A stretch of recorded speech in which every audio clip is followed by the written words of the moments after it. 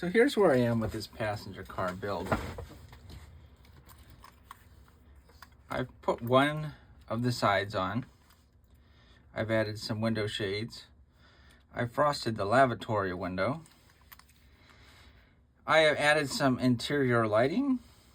I have yet to put the other side on. I was waiting because this is kind of a permanently sealed endeavor here. I was waiting to make sure I got everything inside that I wanted to be inside before I went for it. So I'm liking the way that it looks. A couple of things have happened. One of which is these are the pieces of cardboard for the other side. So they laminate two together like this. Well, I'm going to do them back to back. It says, you know, front to front in the thing, but I'm doing something a little bit different with the windows. So I'm going to do them back to back. And this is the side that's going to go on the outside. Well, a few days ago, I noticed there had been a speck of lint had gotten in to my paint, and I'm using this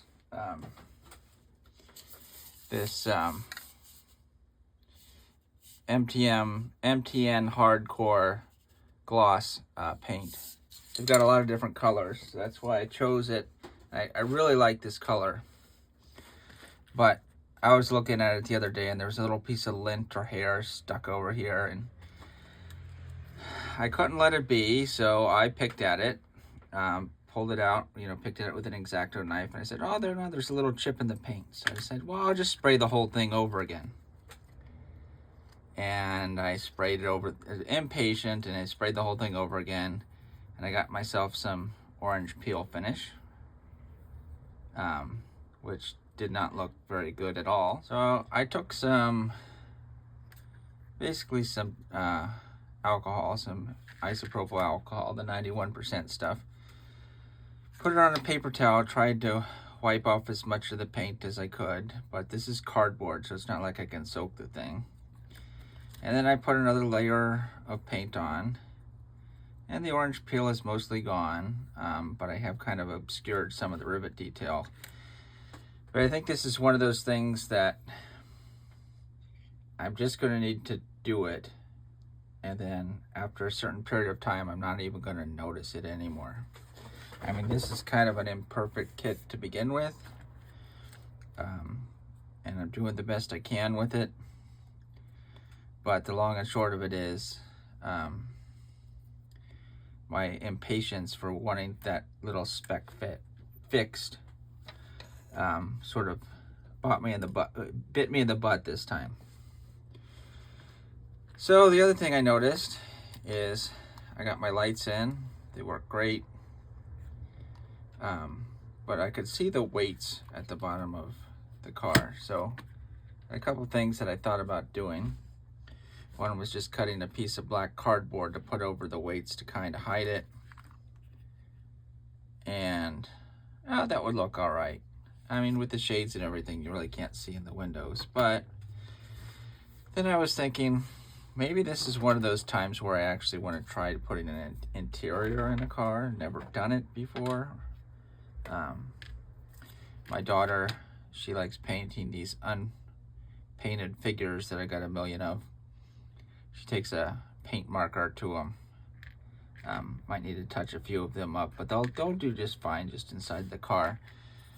So I dug through my scrap bin, had this coach floor from something that I'm not going to use anymore. And the problem is, if I put it in here on top of these weights, it makes the seats pretty much flush with the bottom of the windows. So way too high. So what I think I'm going to do is I'm actually going to cut this to the right length. I'm going to pry up these weights, and I'm going to go for the toxic stuff, the lead sheet, which I'm going to fit in this recess that's underneath the bottom of these seats. And I've already weighed it out, and lead being a lot denser than the steel weights that are in there, it'll be about the same weight anyway. So not going to be missing out on anything in weight. So I think I'm just going to go ahead and try to put an interior in here and see how it looks. I mean, we kind of need to see little passengers in there. People like that. So that's what I'm going to go ahead and do. So first thing I'm going to do is going to cut this to the right length.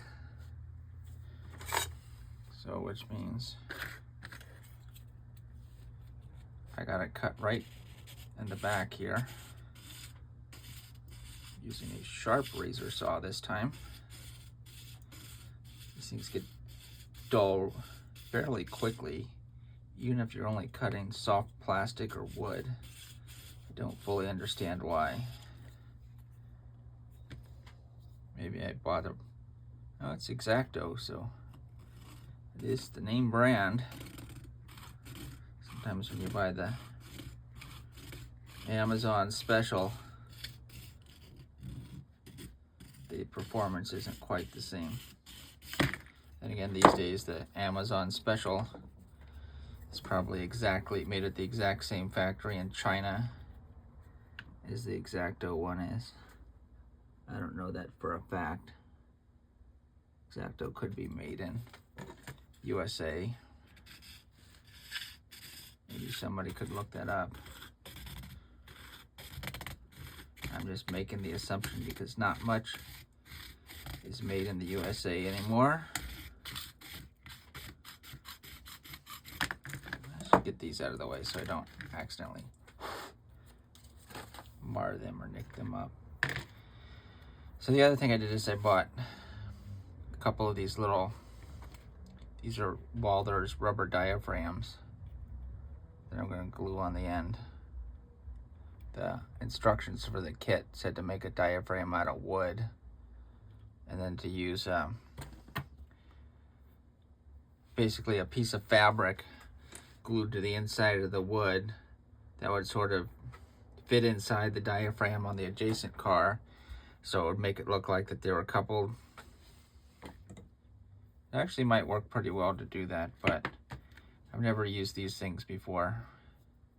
But I used to see them at my hobby shop before they closed, and they weren't very expensive.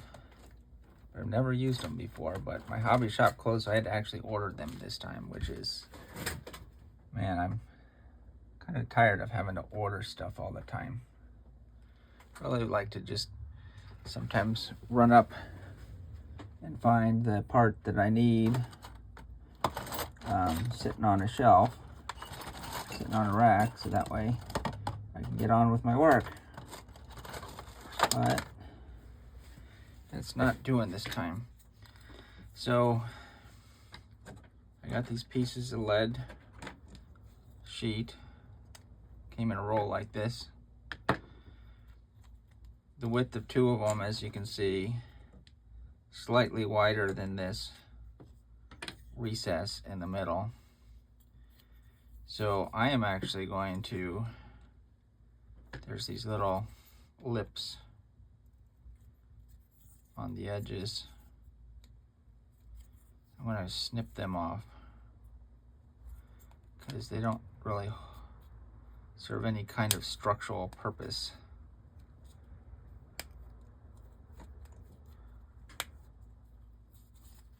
Snip them right on off.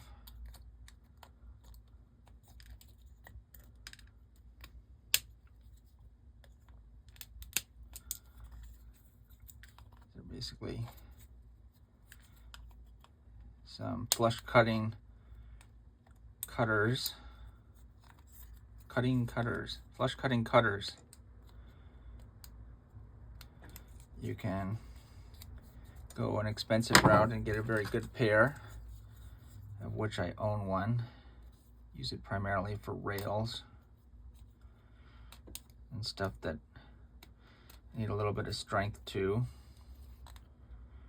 Or you can go down to your local Harbor Freight or whatever your discount tool store is.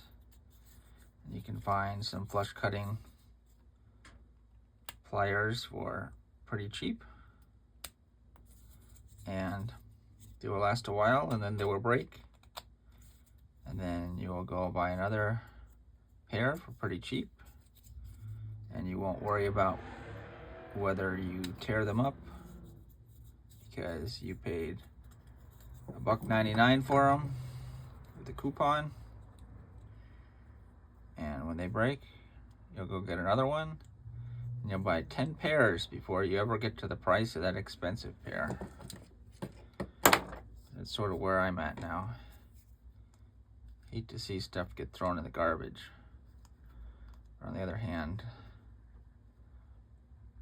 it's kind of nice to not really have to worry about having a cheap tool and not having to worry about ruining a $30 tool.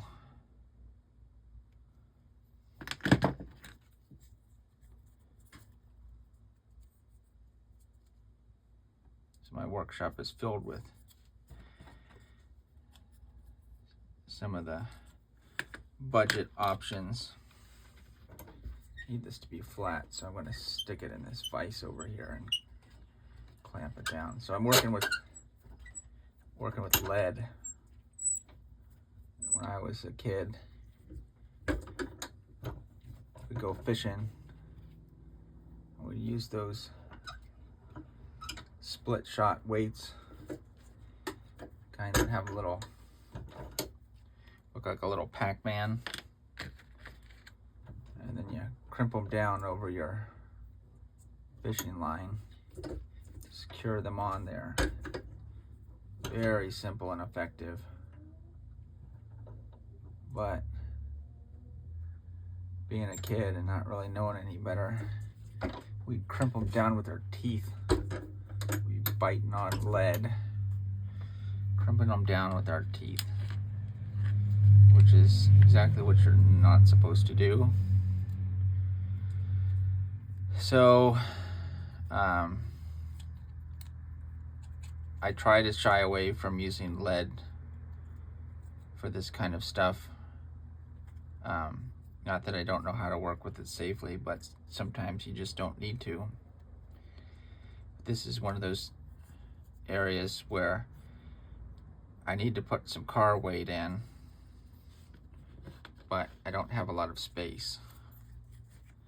So when you want to jam as much weight into a piece of rolling stock that doesn't really have much space for it, such as the bottom of a flat car, you're kind of forced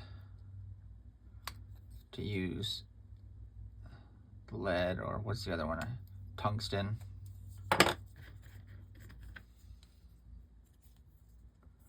Something really dense.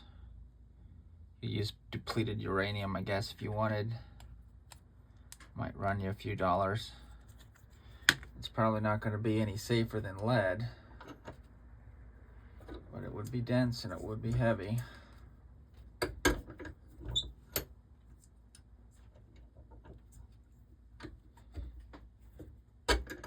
So I think some of these are just, oh man, kind of scrap pieces left over from another project, but so that the real danger with the lead, is my understanding, is I could touch it with my hands and I'm not going to get lead poisoning. But if I sand it into dust and I breathe it in, or I vaporize it, such as with solder, and I breathe it in, or if I touch it a bunch like this and I don't wash my hands and ingest it, that's how you get lead poisoning. But I'm not a doctor, so I can't really give you that kind of advice. But nonetheless, if you're really concerned about it, your best bet is to just use many of the perfectly fine alternatives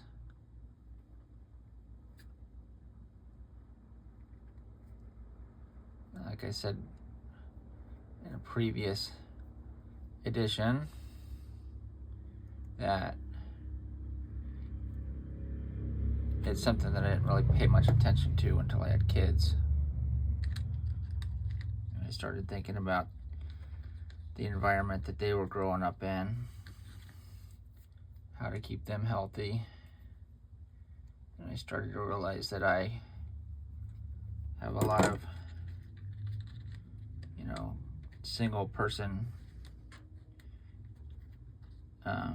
habits that kind of needed to think twice about. So here we are. Let me get this scale.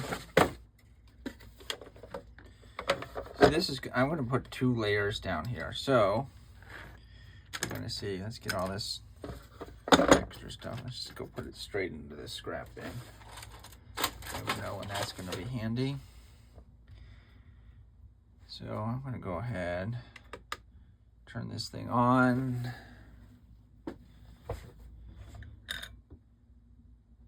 So that's 0.36 ounces. I'm going to have 2 layers. So that leaves me about 0.7 ounces. And I am going to be removing 1 ounce in order to fit this in there. So I'm probably going to save one of these and maybe put another one on the end. But I need to take these things up. And they've got this sticky adhesive that's made. It's a tire weight, so it's supposed to stick on there pretty well, because you don't want your tire weights falling off as it's spinning. Of course they do, because you find lots of them laying in the street. These to clip them on. These to clip the weights onto the rim.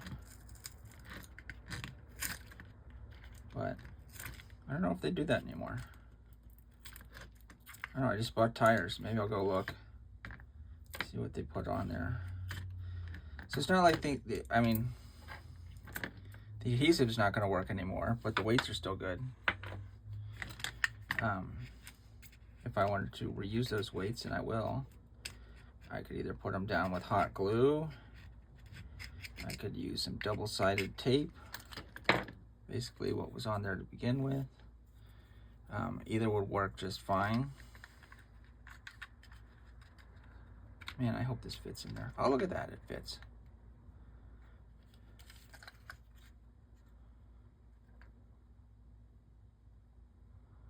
How about that? So I'll put some people in there and see how it looks. So step 1 is going to be gluing the lead pieces to the bottom. I'm probably going to use that same contact cement to do that. And then I am going to put some people in there. Just a few of them. I'm probably going to touch them up first, but of course, like most HO scale people, they're much bigger than the seats that they're designed for. So you got to cut their legs off, but they won't be seen anyway. So I'll cut a few of their legs off, stick them on some seats, put this in the car, and see how it looks. So I've run into a bit of a snag when it comes to this passenger car, and my idea of putting some people in it. I've gone ahead and I found this this piece of seats, interior seats from another project that was left over, and I cut it to where it would fit inside the car, and I changed the weight structure inside the floor so that it would fit. I added a temporary passenger in there. I'll go ahead and slide this in and I'll show you my problem. I don't know if you can see there, but the guy's head is almost hitting the roof. And if you look towards the side, his head's going to be at the top of the window. So, faced with a bit of a dilemma. He's sitting as far down on the seat as I can make him. I might be able to file off his butt a little bit, snuggle him down a little bit more, but in any event, he's too tall. And I measured the height from the seat to the top of his head. It's about 3 scale feet. So he'd probably be about a 6 foot tall individual. So he's tall, but he's not a giant. So even tall people, their head isn't going to, be as high as the top of the window on a passenger car. So long story short, this guy is too big, or he's sitting up too high, or a combination of both. So here's the ways that I can deal with it. I can't make this sit any lower. I can't make it sit any lower on the floor. I can't put seats directly on the floor. Well, I suppose I could. I could basically just get a thin piece of styrene or cardboard or something that would glue to the floor, and that would have the seats on it directly mounted to it, so I wouldn't have room for the weight underneath, even the thin sheet lead. Another option is to basically cut the guy off at his waist, so where I just glue in his torso down to the seat. I don't know if that's going to show or not through the windows, if you look close enough, so not too wild about that idea. Plus a lot of the figures I have, like, I wouldn't just be cutting off, I'd be cutting off their arms and stuff too. It'd be a little bit difficult. Another option is to just cut them off at the knees and make another floor and just glue a bunch of seat backs to a piece of flat styrene, and then just basically glue his butt directly to the floor and then glue a seat back behind him. That would put him about the right height.